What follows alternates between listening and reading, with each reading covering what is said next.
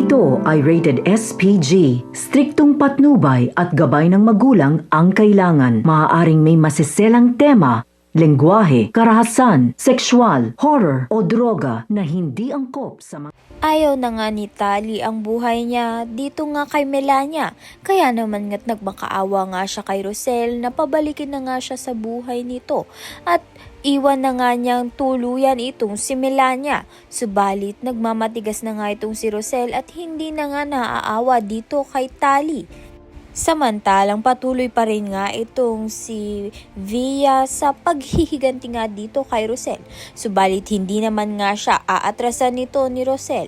Sa kabilang banda naman nga, pinigilan nga ni Rosel na umalis na nga itong si Chris hanggat sa hindi pa nga nagiging mabuti ang lagay ng kambal dahil kinikailangan din nga ng kambal ng kanilang ama. At nang sa gayon ngay hindi na nga mas lumala pa ang sakit nila.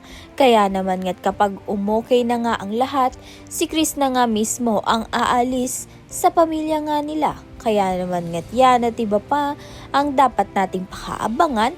Maraming salamat sa iyong panonood.